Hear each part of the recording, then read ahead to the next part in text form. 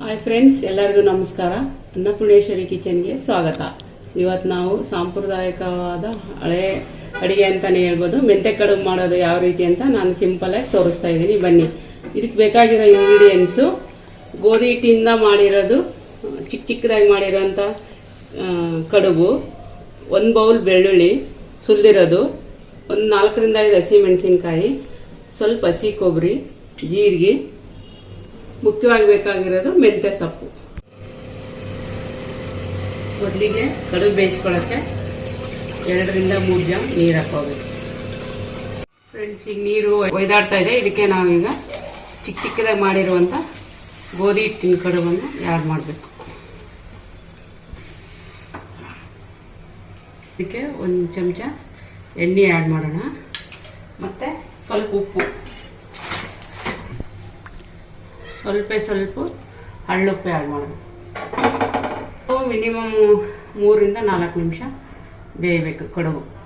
Friends, ಇದಕ್ಕೆ ಸ್ವಲ್ಪ ಕೊಬ್ಬರಿ, 2 ಎಲೆ ಕರಿಬೇವು, 3ರಿಂದ 4 ಹಸಿಮೆಣಸಿನ್ಕಾಯಿ, ಸ್ವಲ್ಪ ಜೀರಿಗೆ, ಇವೆಲ್ಲವನ್ನು ನೈಸಾಗಿ ರುಬ್ಕೊಂಬರೋಣ.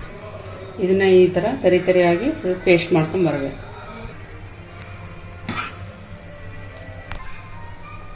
ಈಗ ಇದನ್ನೇ ಒಂದು ನೋಡಬೇಕು ಬೆಂದಿದೆ ಇಲ್ಲ ಅಂತ. ಇನ್ನೊಂದು 2 ನಿಮಿಷ ಬೇಯಬೇಕು, ತಕ್ಕೋಬೇಕು.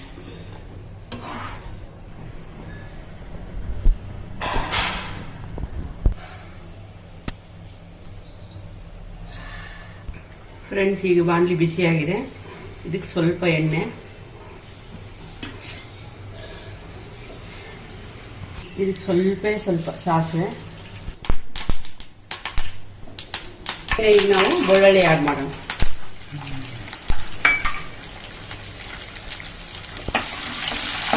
ಬೆಳ್ಳುಳ್ಳಿ 1 ನಿಮಿಷ ಸ್ವಲ್ಪ ಎಣ್ಣೆಯಲ್ಲಿ ಫ್ರೈ ಆಗಿಲ್ಲ. ಇದಕ್ಕೆ ಫ್ರೈ ಆಗಕ್ಕೆ ಬಿಡಬೇಕು 1 ನಿಮಿಷ. ಸ್ವಲ್ಪ ಉಪ್ಪು, ಸ್ವಲ್ಪ ಉಪ್ಪು, ಕಡುಬಿಗೆ ಉಪ್ಪು ಹಾಕಿದ್ದೀವಿ, ಆಲ್ರೆಡಿ ನೀರಲ್ಲಿ ಉಪ್ಪು ಹಾಕಿದ್ದೀವಿ. ಸ್ವಲ್ಪ ಉಪ್ಪು.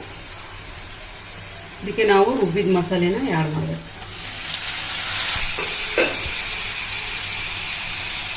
ಈಗ ಇದಕ್ಕೆ ನಾವು ಮೆಂತ್ಯ ಸೊಪ್ಪು ಆ್ಯಡ್ ಮಾಡೋಣ.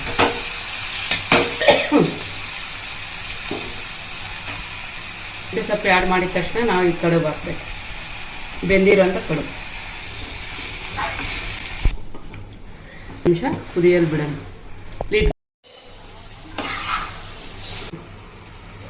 ಫ್ರೆಂಡ್ಸ್, ಈಗ ರುಚಿಯಾದ ಮೆಂತ್ಯ ಕಡುಬು ರೆಡಿಯಾಗಿದೆ.